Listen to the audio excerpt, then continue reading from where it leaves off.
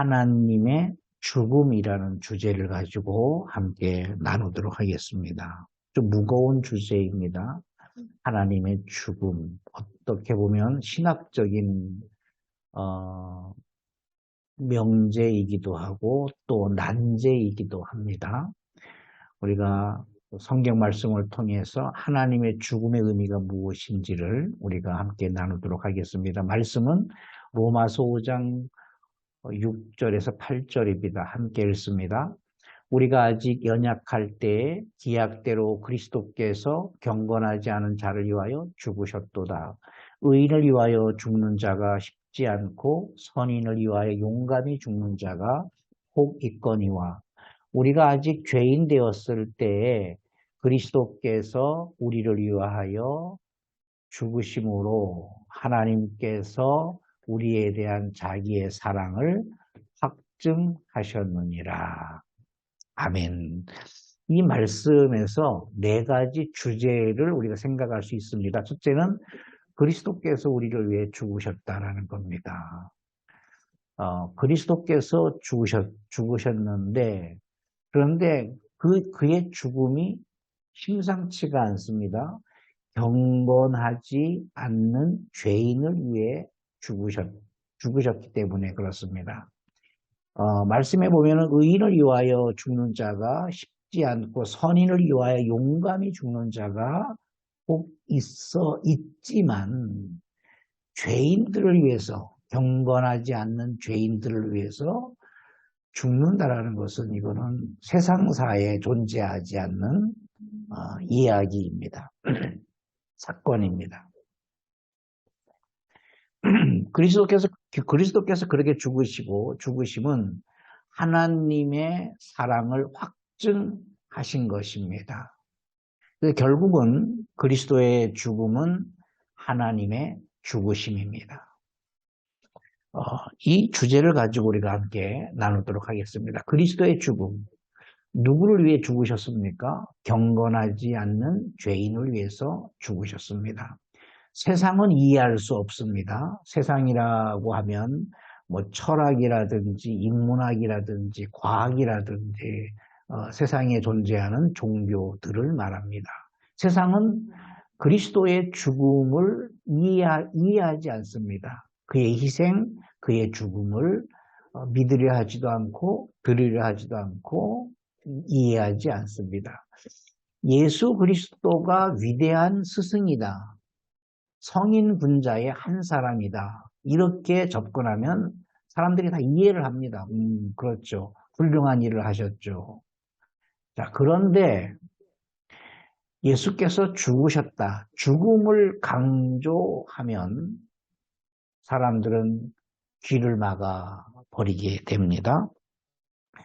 로마서 5장 6절 7절을 읽었죠. 우리가 아직 연약할 때 기약대로 약속이죠. 기약대로 그리스도께서 경건하지 않은 자를 위하여 죽으셨도다. 의인을 위하여 죽는 자가 쉽지 않고 선인을 위하여 용감히 죽는 자가 혹 있지만 죄인들을 위해서 그리스도께서 죽으셨다라는 것은 세상사에서 찾아볼 수 없는 사건입니다.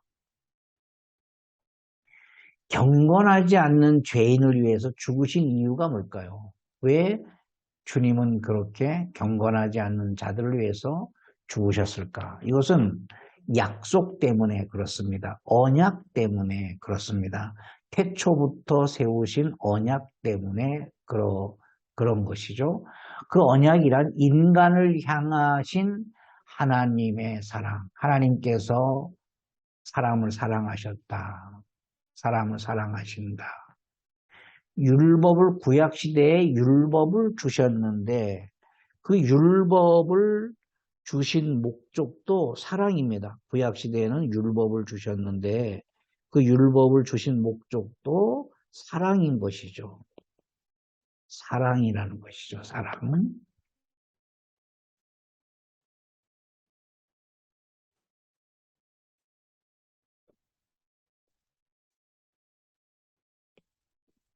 사랑인데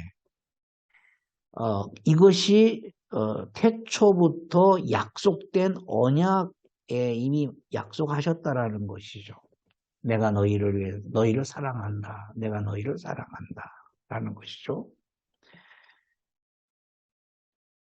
로마서 5장 8절에 우리가 아직 죄인 되었을 때에 그리스도께서 우리를 위하여 죽으심으로 하나님께서 우리에 대한 자기의 사랑을 확증하셨습니다. 우리가 아직 죄인 되었을 때입니다. 죄인 되었을 때에 우리가 하나님을 오해하는 부분이 있습니다. 우리가 하나님께 나아가려면 회개를 해야 됩니다. 그죠? 당연히 회개를 하고 우리가 하나님께 나아가는 것이죠. 하나님께 나아가는 것이죠. 구약 성경에서 이 회개를 가르치고 강조하기 위해서 성전에 들어갈 때 물두멍을 만들어 놨습니다. 물두멍을 만들어 놨습니다. 그 물두멍에서 손을 씻고 자신의 옷을 이렇게 볼 수 있도록 거울 역할을, 자기 몸을 볼 수 있는 거울 역할을 했습니다. 그래서 우리가 하나님에 대한 오해가 뭐냐면, 회개를 하고 하나님께 나아가야만이 하나님께서 받으신다. 맞죠? 맞는 말이죠. 자, 그런데 성경을 정확하게 보면 그렇지 않습니다. 하나님께 무조건 나아가는 것입니다. 그 다음에 우리가 이제 하나님과 관계를 맺을 때 회개하는 것이냐, 회개가 되는 것이냐. 여러분, 경험을 한번 생각해 보세요. 회개를 하죠. 이게 맞습니까? 내가 하나님 앞에 나아갔을 때 나도 모르게 회개가 되는 것. 이게 성경적입니다. 회개를 하는 것은 어떻게 보면 종교적이에요. 회개를 하는 것은 어떻게 보면 종교예요, 종교예요. 도를 닦는 것이죠. 윤리적으로, 도덕적으로, 사회적으로 내가 잘못한 것이 있는지를 이렇게 돌이켜 점검하는 것이죠. 그게 회개가 아닙니다. 회개는 나도 모르게 터져 나오는 거예요. 내가 미주알, 고주알, 나의 잘못을 이렇게 나열하고 그 차원을 넘어서는 것이죠. 그냥 눈물이 나오는 것이죠. 내가 죄인임을 느껴지는 것이죠. 내가 무엇을 했기 때문에 죄인이 아닙니다. 내 자체가 하나님 앞에 나아갈 수 없는 죄인인데 하나님께서 그냥 받아주셨다라는 거예요. 나를 품어주셨다라는 거예요. 내가 죽을 수밖에 없는 존재였는데 하나님께서 나를 위해서 죽어주셨다라는 거예요. 그래서 눈물이 나는 거예요. 다 회개가 되는 거예요. 잘한 것도 회개가 되고 못한 것도 회개가 되는 거예요. 우리가 매 주일 예배 드리는 거, 예배 드릴 때 얼마나 우리가 최선을 다해서 예배 드립니까? 그 예배도 회개가 되는 거예요.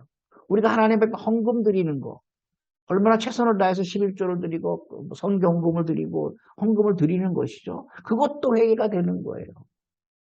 가정사 이야기도 회개가 되는 거예요. 우리가 무슨 죄를 지어서 윤리적 도덕적인 죄를 지어서 그거 회개하는 게 아니에요.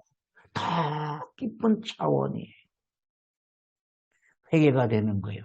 이 회개가 될 때 성령께서 우리의 마음을 터치해 주시고 우리가 말할 수 없는 탄식, 우리가 기도할 수 없는 탄식할 때 성령께서 우리의 기도를 이끌어 주시는 것이죠.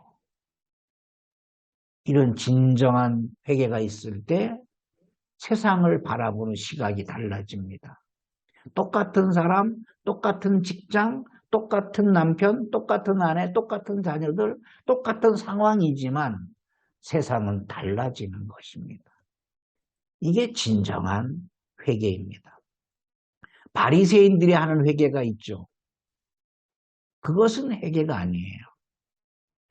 회개는 어떻게 보면 내 이성으로 나열하는 내가 실수한 것들, 어떻게 보면 타인이 들어도 되는 것, 그 얘기가 아닙니다.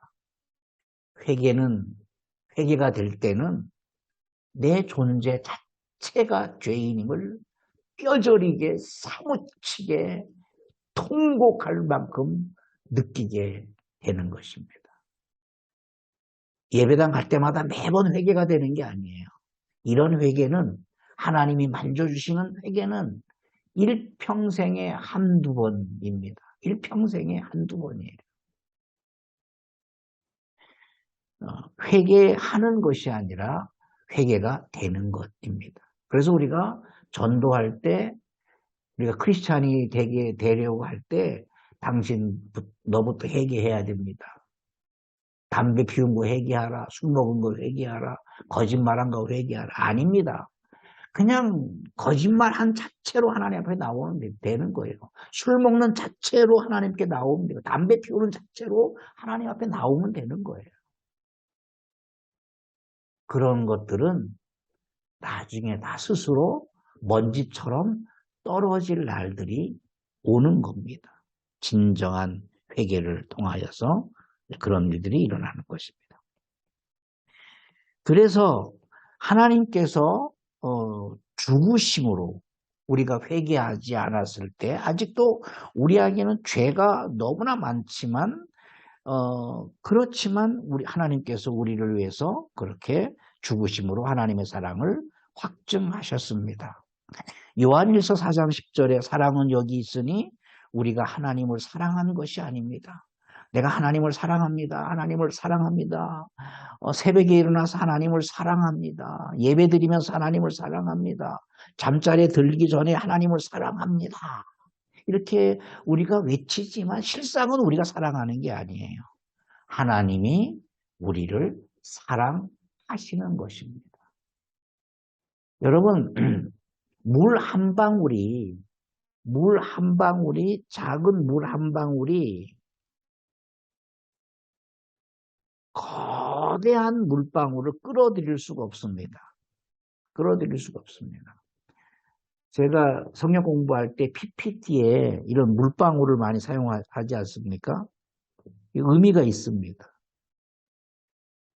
이런 물방울들이 하나님의 사랑을 끌어들이는 게 아니에요. 반대로 하나님의 사랑이 이 물방울들을 흡수하는 겁니다. 내가 하는 게 아니에요. 거대한 사랑의 물이 진짜 한 방울의 물방울을 이렇게 흡수해 주는 거예요. 그러면서 하나님께서 하시는 말씀이 이 작은 물방울이 나를 끌어들였다라고 우리가 시인하게 하는 거예요. 바로 이 말씀입니다. 사랑은 여기 있으니 우리가 하나님을 사랑한 것이 아니요. 우리가 하나님이 우리를 사랑하사 우리 죄를 속하기 위하여 화목제물로 그 아들을 보내셨다라는 것입니다. 마가복음 10장 45절에 그래서 예수님께서 이 땅에 오신 목적이 나는 죽으러 오셨다. 나는 목숨을 많은 사람의 죗값으로 지불하기 위해서 오셨다. 값을 지불하러 오셨다라는 거예요. 값을 지불하러 오셨다라는 거예요.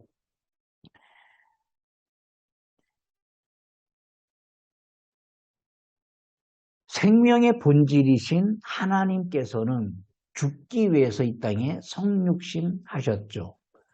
하나님이 생명의 본질이시기 때문에 죽을 수가 없죠. 생명의 본질은 죽지 않습니다. 생명의 본질을 죽일 수 있는 힘이 없습니다. 생명의 본질을 향해서 대항할 수는 있지만 생명의 본질 자체를 죽일 수는 없습니다.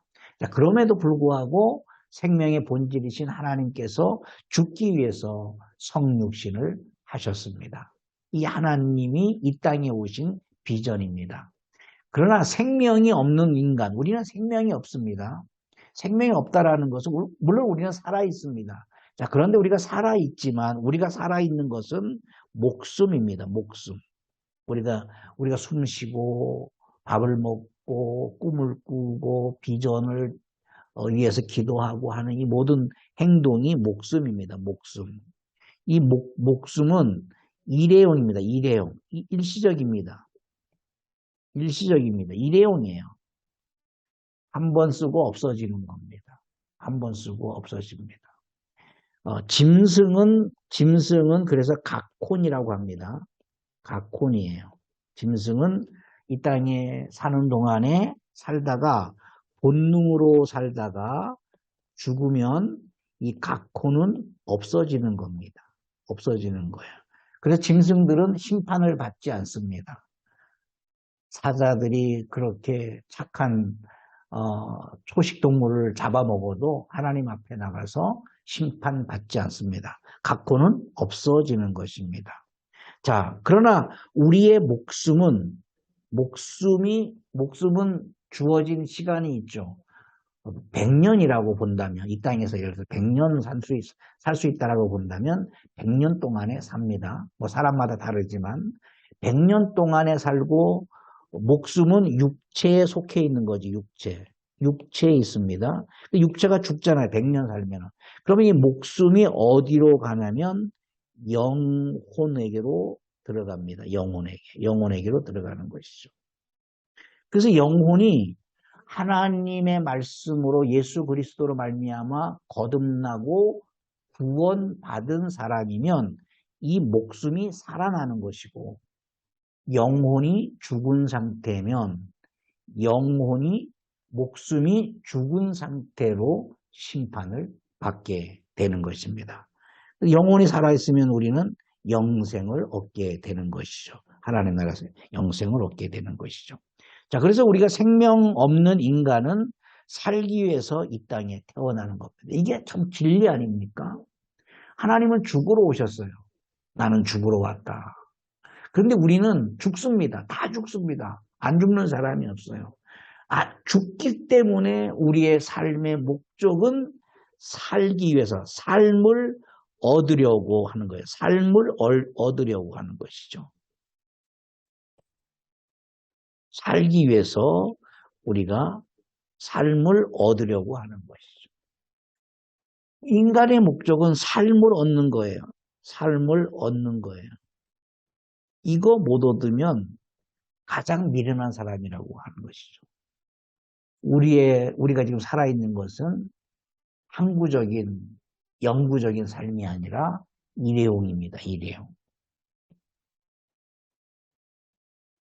고린도전서 15장 45절에 기록된 바 첫사람 아담은 생명이 되었다 함과 같이 마지막 아담은 살려주는 영이 되었다. 생명이라는 말은 공급을 계속 받아야 된다는 의미입니다. 살아있긴 살아있는데 스스로 존재하는 생명이 아니라 계속 공급을 받아야 됩니다. 이 공급을 받아야 된다는 것은 마치 냉장고 같은 거, 냉장고. 아무리 좋은 냉장고가 전기를 공급받아야 되죠. 계속 전기를 공급받아야 되죠. 매 순간순간 띄엄띄엄이 아닙니다. 매 순간 매 초마다 전기는 계속 공급받아야 되는 거예요. 이건 비유입니다. 비유. 생명이라는 게 그렇습니다.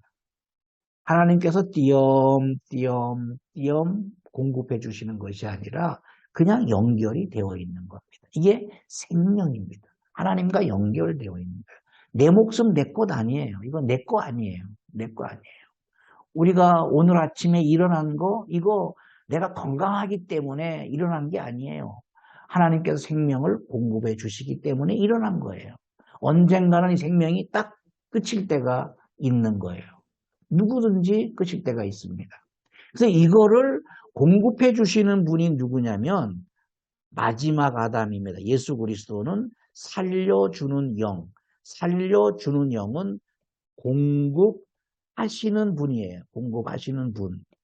이건 공급받는 사람이고 공급을 날 받아야 되고 공급을 하시는 분이십니다. 예수 그리스도께서.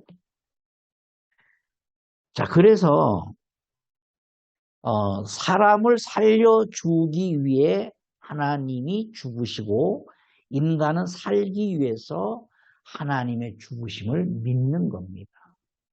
중요한 것은 구약 성경과 신약 성경에서 압축하여서 강조하는 게 뭐냐면 죽음입니다. 죽음. 다른 종교에는 없어요. 다른 종교의 경전들이 어마어마한 경전들이 있거든요. 경전들이 성경보다 더 두꺼운 경전들이 있습니다. 성경은 거기에 뭐 명함을 못 내밀 정도로 얇습니다. 성경은 얇습니다. 어마어마한 경전들이 있습니다. 그 경전들을 자세히 읽어봐도 죽음을 얘기하지 않습니다. 삶을 얘기해요. 삶을. 그 신기해요. 삶을 얘기해요. 이렇게 살아야 된다. 이런 마음을 가져야 된다. 이런 삶을 얘기해요. 도덕적으로, 윤리적으로, 사회적으로 이렇게 살아야 된다. 그래서 굉장히 많은 사람들이 매료를 느낍니다. 매료. 아, 이렇게 살아야 되는구나. 이렇게 살아야 되는구나. 자, 그런데 신기하게 성경은, 얇은 성경, 물론 우리에게도 부담되는 이 두께지만 다른 종교의 경전에 비하면 정말 얇습니다. 예수님께서도 말씀하셨어요. 마태복음 11장에 보면 내 멍에는 지극히 가볍다.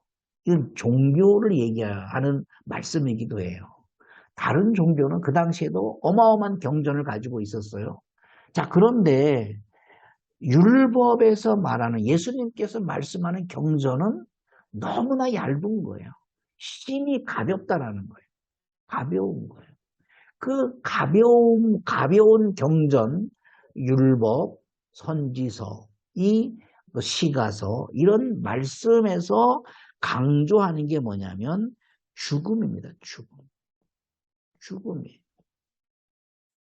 다른 경전과는 다른 겁니다. 자, 다른 경전에는 삶을 얘기한다 그래서 삶. 사람들이 매료를 느껴요. 내가 이렇게 살아야 되는구나. 자, 그런데 성경은 죽음을 얘기하는 거예요. 그래서 사람들이 거부하는 거예요. 너무 힘들고 너무 무겁다라는 거예요.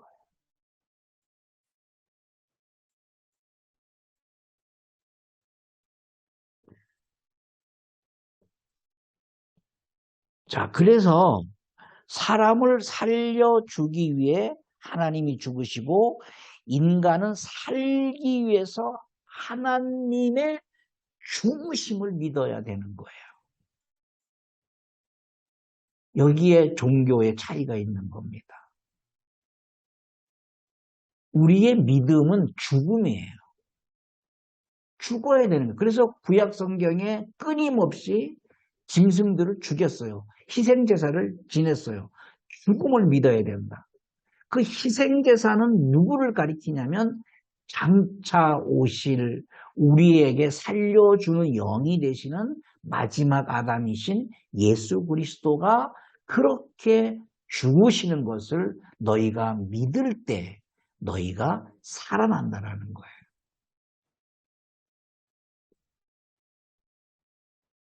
현대 철학이나 지식인들은 예수 그리스도를 인류의 위대한 스승이나 성인군자로 인정을 합니다. 그러나 그가 하나님 되심과 그의 죽으심은 거부합니다. 이거는 종교가 만들어냈다라는 거예요. 기독교라는 종교가 시나리오를 만들어냈다라는 거예요. 죽음. 여러분 생각해 보세요. 죽음을 우리가 믿는 교주, 대제사장, 사도이시며 대제사장이신 예수 그리스도가 살아 있어야 되는 거 아니에요? 거짓 종교들은 뭐 가짜 교주들은 영생을 강조하잖아요. 나는 죽지 않는다. 나는 죽지 않는다. 다 죽고 있잖아요. 그런데 우리의 구세주이신 하나님 예수 그리스도는 죽는다라는 거예요. 내가 죽으러 왔다라는 거예요. 그것을 강조하는 거예요. 구약도 죽음을 강조하는 거예요. 신약도 죽음을 강조하는 거예요. 죽는다라는 거예요. 창세기 5장에 아담의 족보가 나옵니다. 전 세계에는 많은 족보들이 있습니다. 그 족보를 가지고 그 시대를 평가하는 거예요. 굉장히 중요한 문헌이에요. 족보예요. 자, 족보에서 아담의 족보에서 강조하는 게 뭡니까? 죽음이에요. 누가 누굴 낳고 누가 죽었다. 죽음이에요. 세상에 존재하는 족보 중에서 죽음을 기록한 족보는 유일하게 아담의 족보밖에는 없습니다. 아담의 족보밖에 없습니다. 구약 성경은 죽음을 강조하는 거예요. 그래서 예수 그리스도의 가르침이나 이런 위대함은 다 인정을 하지만 그가 하나님, 예수님은 하나님이시다. 예수님은 죽으셨다. 죽으시러 이 땅에 오셨다. 라는 것을 믿지 않습니다. 이방인, 예수 안 믿는 사람도 믿지 않지만 교회 안에서도 크리스찬 안에서도 굳이 이 좋은 세상에 우리가 어떻게 도덕적으로 윤리적으로 어떻게 멋있는 크리스찬 문화 속에서 그 문화 속에서 고급 문화를 유지하면서 살아가는 것을 말하면 좋지만 예수 그리스도가 우리를 위해 죽으셨다라는 것을 강조하면 그것을 크리스천 자체도 거부하는 시대가 되었습니다. 자, 그래서 그리스도의 죽으심으로 하나님의 사랑을 증명하셨습니다. 예수님의 죽으심은 곧 하나님의 죽으심입니다. 왜 죽으셨을까요? 예수가 죽으심으로, 하나님이 죽으심으로 죽음을 가져온 죄의 본질. 하나님은 생명의 본질이에요. 하나님은 생명의 본질이에요. 자, 마귀는 반대입니다. 죄의 본질이에요. 자, 우리가 생명을 얻으려면 어디로 가야 됩니까? 생명의 본질 안으로 들어가면 생명을 얻는 거예요. 자, 우리가 죄인이 됐습니다. 죄인이 돼서 우리가 독박을 쓰는 거예요. 내가 죄인이구나. 거짓말했구나. 뭐 이런 우리 안에서 회개하는 것은 도덕적인 것이고 윤리적인 게 거의 다예요. 이런 것들을 계속 나열하는 것이죠. 영원토록 우리가 이 땅에 100년을 넘어서 1000년, 만년을 사는 동안에 산다 할지라도 우리가 훈련받고 말씀으로 훈련받고 기도로 훈련받고 예배로 훈련받았다 할지라도 우리는 도덕적으로 윤리적으로 깨끗할 수가 없어요. 그게 인간입니다. 인간. 아무리 회개해도 돋아나면 또 도덕과 윤리의 잡초가 또 돋아나 있을 겁니다. 그래서 우리는 죄인인데 이 죄인이 된다라는 것은 죄의 본질인 마귀의 지배받기 때문에 그런 겁니다. 지배를 받고 있는 거예요. 그래서 죄를 짓는 자는 마귀에게 지배받는다, 속한다라는 겁니다. 이게 도덕적, 윤리적 그런 실수를 말하는 것이 아닙니다. 자, 그래서 하나님께서 본질을 파괴하는 거예요. 자, 이 본질을 파괴하는데 죽으심으로 죄의 본질을 파괴하는 거예요. 죽으심으로 죄의 본질인 마귀를 심판하시는 겁니다. 그래서 예수님이 죽으셔야 되는 거예요. 창세기 3장 22절 24절입니다. 여호와 하나님이 이르시되 보라 이 사람이 선악을 아는 일에 우리 중 하나같이 되었다. 선악을 아는 일. 하나님이 과연 죽을 수 있는가? 이게 신학적인 명제였습니다. 신학과 철학의 명제였어요. 신의 죽음, 하나님을 신이라고 이렇게 말하는 신학 철학에서는 신의 죽음, 이게 과연 가능한가라는 겁니다. 죽음. 자, 그래서 이 죽음이 너무 잔혹하다. 그래서 이 죽음이라는 말을 없애고 희생이라는 말을 사용하기 시작합니다. 이 옛날에는 철학과 신학이 하나였어요. 신학 안에 철학이 있고 철학 안에 신학이 있고 철학의 꽃은 신학이고 신학에서 바라보는 철학은 초등학문이었습니다. 그래서 하나였어요. 하나였어요. 그 신학과 철학이 희생을 강조하는 거예요. 그리스도의 희생. 여러분, 죽음이 없어졌어요. 예수 그리스도의 죽음, 하나님의 죽음. 구약 성경에서 그렇게 강조한 거예요. 제사가 뭡니까? 죽음입니다. 누가 죽겠다라는 거예요? 하나님이 죽겠다라는 거예요. 성경은 시작부터 죽음을 얘기하고 있어요. 아담이 죽는다. 아담이 선악과를 먹으면 죽는다. 누가 죽겠다라는 거예요? 하나님이 죽겠다라는 거예요.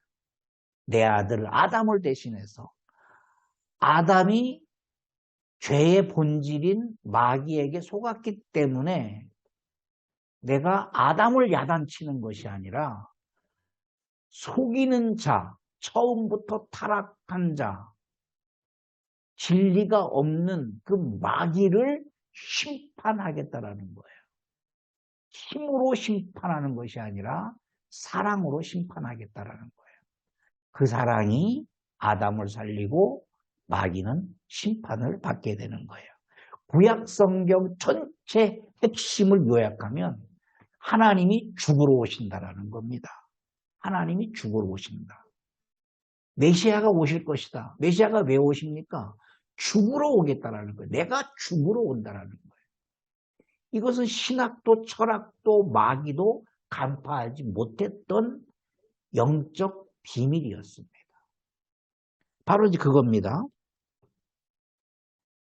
예수의 죽으심이 하나님의 죽으심이라면 그의 죽으신 동안에 하나님의 시간이었나라는 질문을 우리가 하게 되는 것이죠. 3일 동안에 죽으셨잖아요. 3일 동안에. 그럼 이 3일 동안은 하나님이 공석이 있지 않았나라는 신학적, 철학적 질문을 하는 거예요. 기독교가 대답을 하지 못했어요. 이 물음에. 생각해 보세요. 예수님께서 3일 동안에 무덤 속에 계셨는데 예수님이 하나님이시라면 하나님이 죽었다라는 거예요. 하나님이 죽었잖아요. 그러면 3일 동안 하나님은 공석이라는 거예요. 하나님이 없어. 이 땅에 하나님이 없어. 보세요. 야고보서 1장 17절에 그는 변함도 없으시고 회전하는 그림자도 없으시니라. 이 말을 요약을 하면 시간의 공석이 단 1초도 없다라는 의미예요. 무슨 말인지 이해가시죠? 하나님은 변함이 없으세요. 회전하는 그림자가 없어요. 회전하는 그림자라는 것은 이게 시간이거든요. 시간이에요. 그런데 그림자가 없다라는 얘기는 시간의 공속이 단 0.0000000000001초도 공석이 없는데 3일 동안에 무덤에 있었으니까 하나님은 공석이 있다. 다시 말해서 공석이 생겼다면 하나님이 될 수가 없다라는 이야기입니다.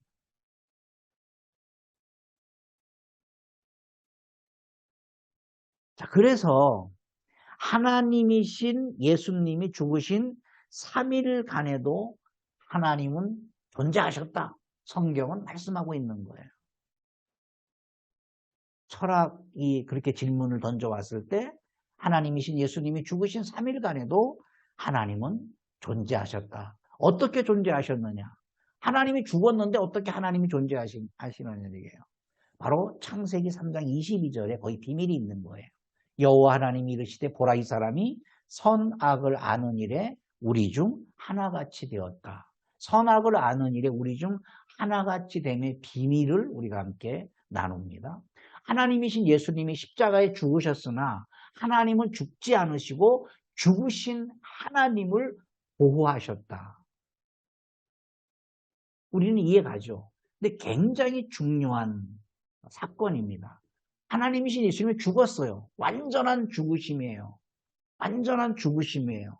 그냥 기절한 것이 아니에요. 로마 법이 그의 죽음을 확인했습니다. 로마 군인들을 통해서 그의 죽음을 지켰습니다.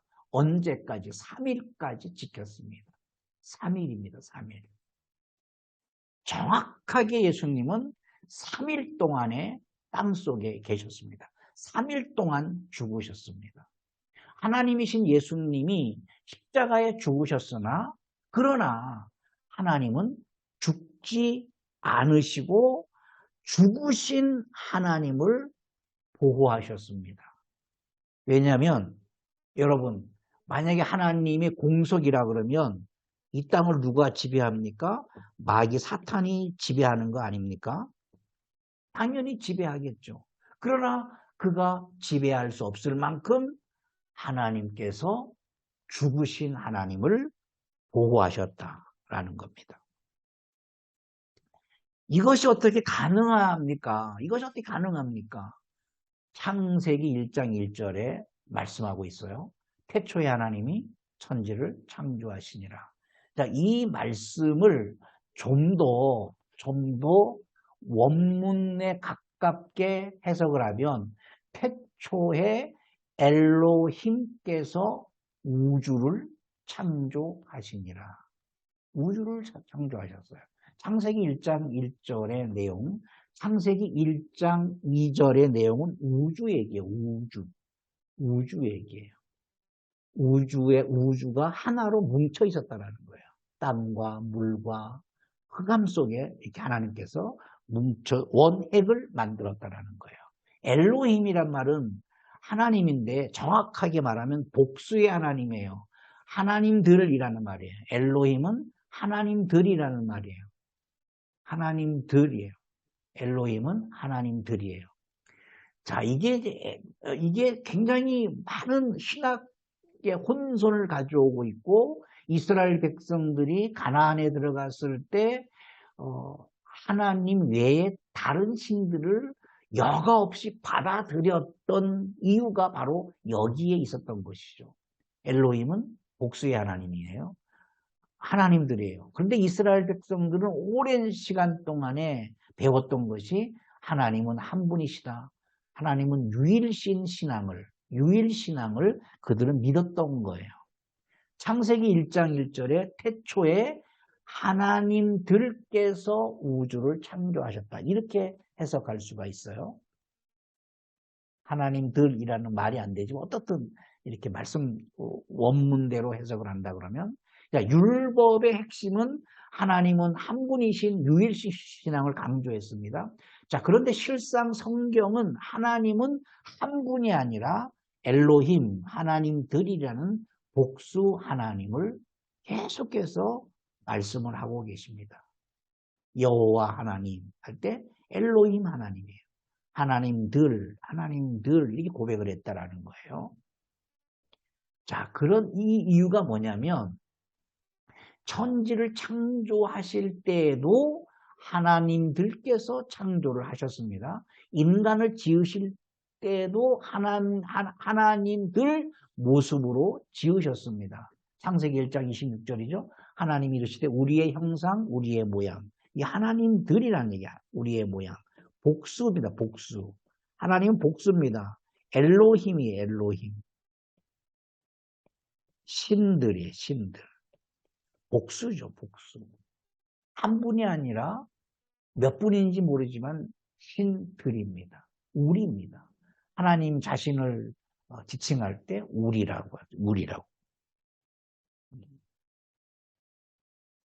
복수의 하나님은 정확하게 무엇을 말하냐면 신들이 아니라 우리가 사용하고 있는 삼위일체 하나님을 나타내는 거예요. 아버지와 아들과 성령. 자, 그래서 요한일서 5장 5절 8절에 보면 예수께서 하나님의 아들이심을 믿는 자가 아니면 세상을 이기는 자가 누구냐? 이는 물과 피로 임하신 이시니 곧 예수 그리스도시라. 물로만 아니요 물과 피로 임하셨고 증언하는 이는 성령이시니 성령은 진리니라. 증언하는 이가 셋이니 성령과 물과 피라. 또한 이 셋이 합하여 하나이니라. 이 셋이 합하여 하나 되는 게 바로 삼위일체 하나님입니다. 삼위일체 하나님. 이 셋은 셋이 합하여 하나이니라. 마태복음 28장에도 말씀하죠. 아버지와 아들과 성령의 이름으로 세례를 주라라는 것이죠. 복수의 하나님은 삼위일체 하나님입니다. 그러므로 창세기 1장 1절 우리는 이렇게 읽게 되는 것이죠. 태초에 삼위일체 하나님께서 하늘과 우주를 창조하시니라. 태초에 하나님이 천지를 창조하죠. 여기서 말하는 천은 천국입니다. 여기서 말하는 우주는 땅입니다. 이 땅에서 뭐가 나오냐면 궁창 하늘이 나옵니다. 이 하늘과 이 하늘은 다른 거예요. 이 천국은 하나님의 보좌 우편이고 이 하늘은 땅에서 나온 겁니다. 창세기 1장 2절에 땅은 시작하죠. 땅에 대한 설명을 하시는 것이죠. 바로 이 얘기입니다. 자, 그래서 예수께서도 자신이 아버지와 하나임을 말씀하셨죠. 빌립이 우리가 이제 아들을 봤으니까 아버지를 우리에게 보여주세요라고 부탁을 하니까 예수께서 말씀하셨죠. 나를 본 자는 아버지를 보았거늘 어찌하여 아버지를 보이라 하느냐. 내가 아버지 안에 거하고 아버지는 내 안에 계신 것을 내가 믿지 아니하느냐. 믿음의 관계예요. 아버지를 본 자는 아들을 본 자는 아버지를 보았다라는 것이죠. 요한복음 10장 30절에도 나와 아버지는 하나다 이렇게 말씀하시니까 유대인들이 돌을 들어서 예수님을 죽이려 했습니다. 요한복음 14장 21절에도 나의 계명을 지키는 자라야 나를 사랑하는 자니 나를 사랑하는 자는 내 아버지께 사랑을 받을 것이요 나도 그를 사랑하여 그에게 나를 나타내리라. 고린도후서 13장 13절에 우리가 매 예배 때마다 축도를 하죠. 삼위일체 하나님이 너희와 함께 있을지어다. 이 창세기 1장 1절과 같은 말이에요. 태초에 하나님이 천지를 창조하시니라. 그 하나님이에요. 주 예수 그리스도의 은혜와 하나님의 사랑과 성령의 교통하심이 너희 무리와 함께 있을지어다. 예수님 아들 하나님 그리고 아버지 하나님 보혜사 성령 하나님 삼위일체 하나님으로 예배가 맞춰지는 것이죠. 축도가 되는 것이죠. 축도가 굉장히 중요합니다. 삼위일체 하나님 한 분 중 한 분께서 선악을 담당을 하셨습니다. 아담이 범죄한 후에 선악을 아는 일에 우리 중 하나같이 된 그 비밀을 우리가 함께 나누는 거예요. 삼위일체 하나님께 중에서 선악을 담당하셨다. 선과 악을 우리가 지난번에 말씀드렸죠. 선이란 말은 죽음을 이기는 죽음으로 부활을 의미하는 거예요. 도덕적으로, 윤리적으로 착하고 아름답고 그런 개념이 아니에요. 성경은 도덕과 윤리를 말하지 않아요. 물론 우리가 도덕적으로, 윤리적으로 잘 살아야 돼요. 모범이 될 만큼 잘 살아야 돼요. 그런데 그것이 목적이 아니에요. 도덕과 윤리는 일반 종교의 목적이에요. 우리는 그 차원이 달라요. 차원이. 선이란 말은 부활이에요. 죽음을 이기는 죽음. 엄청난 진리 아닙니까? 악이 뭡니까? 죽음이에요. 악이 죽음이에요. 어둠이에요. 그래서 하나님은 반드시 죽음과 어둠은 심판하시는 거예요. 하나님은 공의의 하나님이시기 때문에 반드시 악에 속한 자는, 악에 속았다라는 건 도덕적으로 윤리적으로 막 이렇게 흥청망청 막 무질서하게 사는 사람을 말하지 않습니다. 죽음이에요. 악은 하나님의 심판을 받게 됩니다. 그래서 여러분 선악을 예수님이 삼위일체 아버지와 아들과 성령 하나님 중에서 선악을 아는 분이 누구냐면 예수님이에요. 예수님. 그래서 마태복음 27장 46절에 제9시쯤에, 제9시란 말은 현대 시간으로는 오후 3시입니다. 오후 3시예요.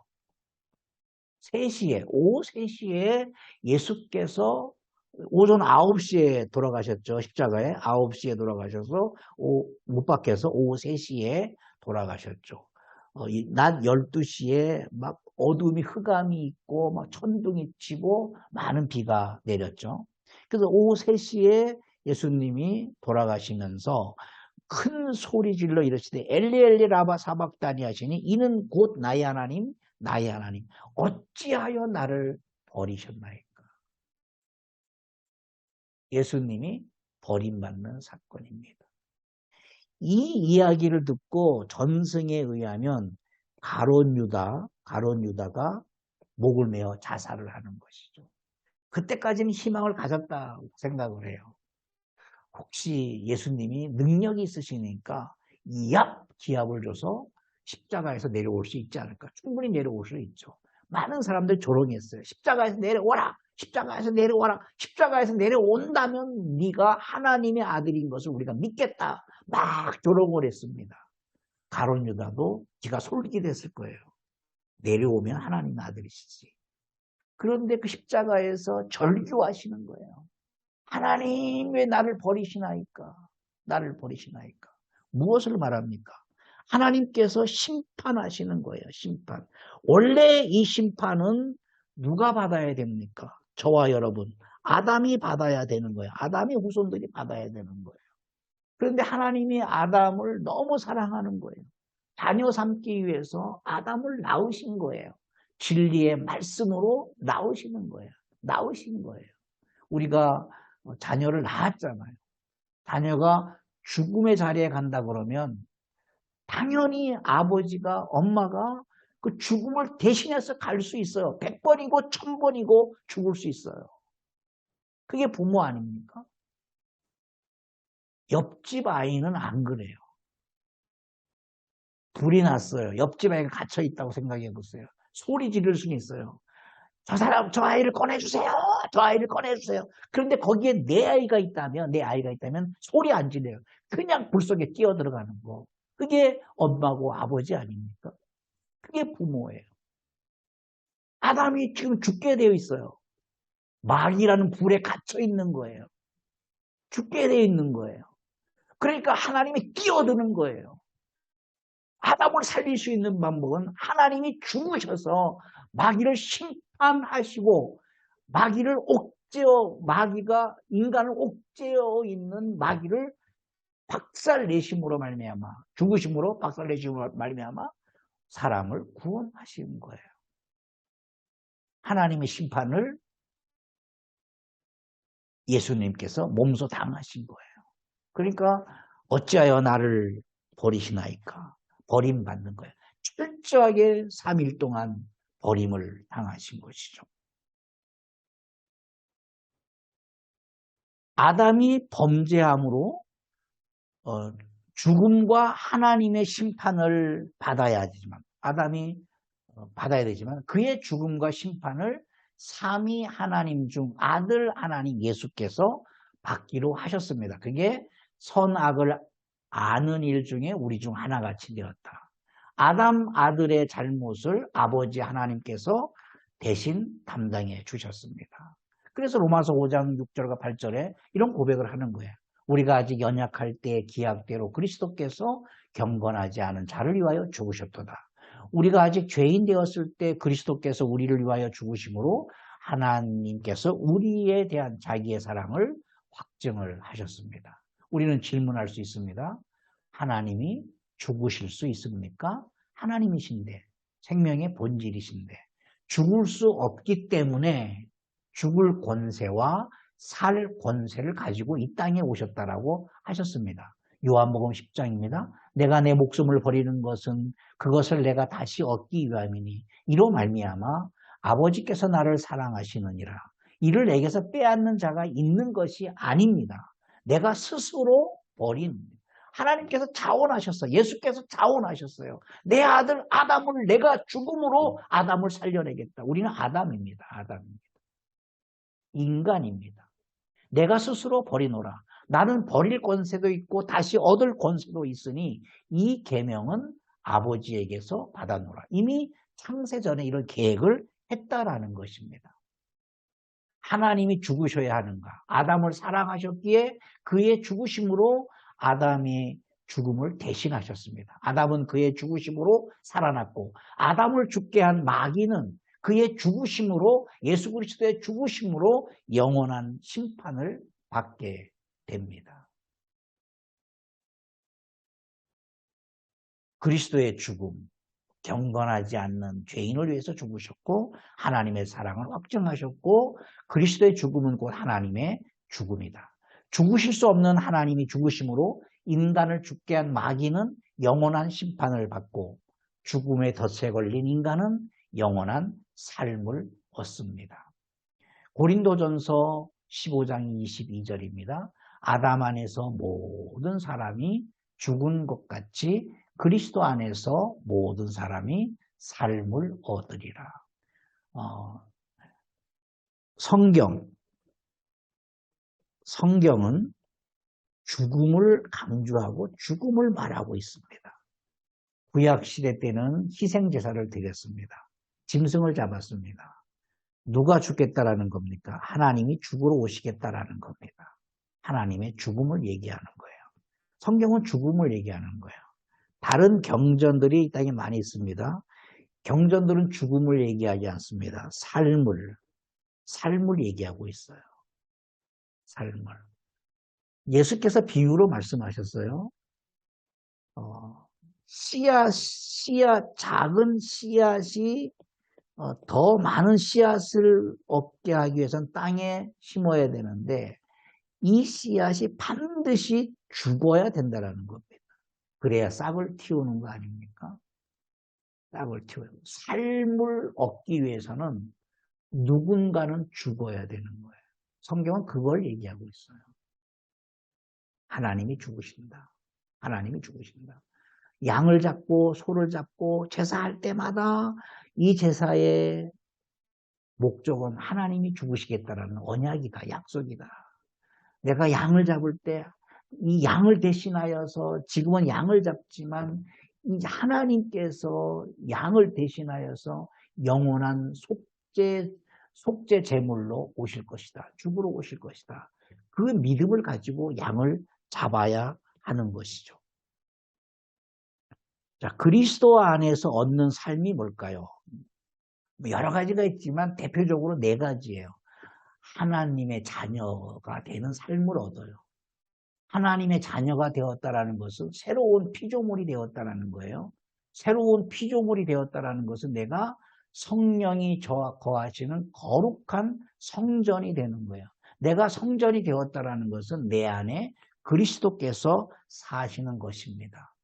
바로 이겁니다. 그리스도 안에서 얻는 삶은 내 존재 가치가 정말 존귀합니다. 비록 남들이 볼 때는 변두리에 있고 변방에 있고 성공하지도 못한 빌빌거리는 사람 같지만 하나님께서 나를 위해서 목숨을 버렸다라는 거예요. 내 존재 가치가 그만큼 존귀한 거예요. 내가 마귀에 얽매여서 마귀라는 불 속에 갇혀 있을 때 하나님께서 그냥 뛰어드는 거예요. 그리고 자신이 죽으시면서 나를 구해 주신 거예요. 내 존재가 얼마나 존귀합니까? 하나님이 죽으심으로 나를 살리셨기 때문입니다. 그래서 나를 살리셨기 때문에 내가 하나님의 자녀가 되는 거예요.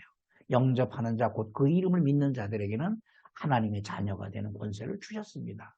하나님의 자녀가 되었다라는 것은 이제는 내가 새로운 피조물이 되었다라는 거예요. 그런즉 누구든지 그리스도 안에 있으면 새로운 피조물이라. 이전 것은 지나갔으니 보라 새 것이 되었도다. 창조하셨다는 거. 나를 다시 한번 하나님의 자녀로 새로운 피조물로 나를 창조하셨다라는 거예요. 새로운 피조물이 되면 우리는 하나님의 성전이 되는 거예요. 너희 몸은 너희가 하나님께로 받은 바 너희 가운데 계신 성령의 전인 줄을 알지 못하느냐.